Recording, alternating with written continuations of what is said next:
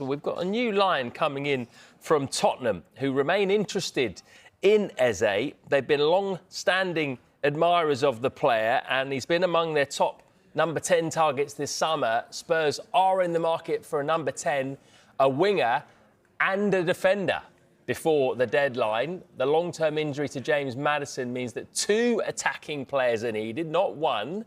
They are assessing several options at number 10, including Eze and Nico Paz, and they've approached Man City over winger Savinho. Arsenal also expressed an interest in Eze earlier in the window, but it's understood that their focus at the moment is still on player sales. We're told that interest does remain in Crystal Palace's Eberechi Eze, and dialogue quite significantly remains open between Arsenal and his representatives. Look, he's got a release clause in his contract, has Eze. We believe that to be around £68 million all in, which is an initial £60 million plus £8 million in performance-related add-ons. And even more significantly, perhaps, we understand that Eze is potentially open to that move. It's just one to keep an eye on in the final few weeks of this transfer window. But for now, as I mentioned, they're looking at possible departures. Fulham remain in talks with Arsenal over a possible loan move for Reece Nelson. He was there for a season-long loan last season, though it was cut short in December with a serious hamstring injury. And it's thought that the club are listening to suitable offers for a number of other players, including Alexander Zinchenko, Fabio Vieira, Albert Sambi Lokonga, who is still at the club. James was saying in the break, he's still there. Yes.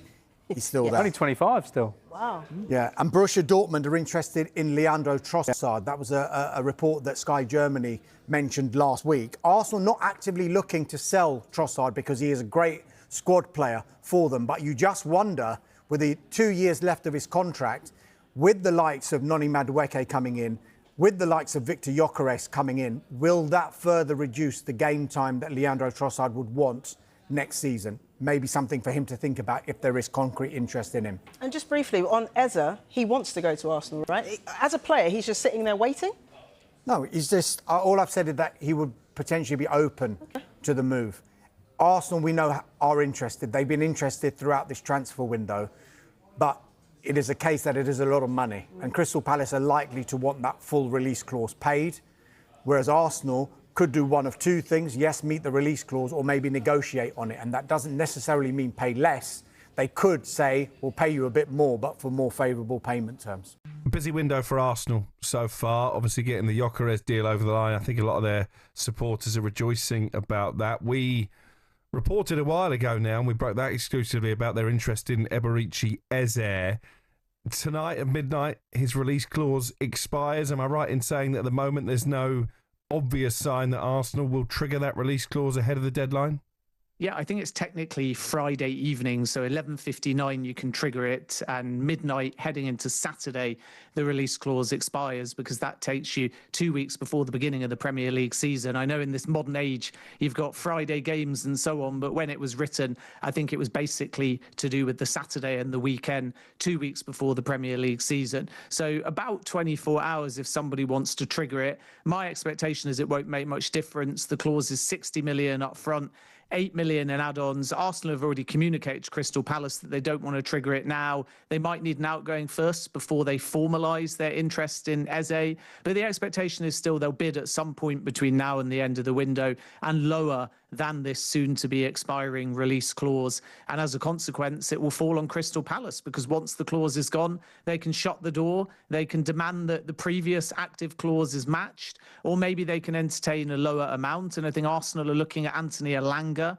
who moved, of course, to Newcastle from Nottingham Forest. And because Eze's only got 2 years left on his deal, they think 55 million might be competitive if Crystal Palace choose to sell. What I think is going to complicate this, though, is if Mark Guéhi goes first, and we know that Liverpool are interested and Palace are more inclined to sell because he's not going to sign a new deal, then again, they may shut the door on Eberechi Eze, because today, Oliver Glasner spoke about how he's quite disappointed with the summer so far. And the only thing that's going to make it worse is if Guéhi leaves, if Eze leaves, because then they're in a position where they're scrambling at the end Arsenal of the window. fans, So Eze brace won't be easy yourselves. for Arsenal, but one The thing's for sure, Eberechi the player Eze is dream keen might on be the slipping move. away, and it's Tottenham who could be about to swoop in.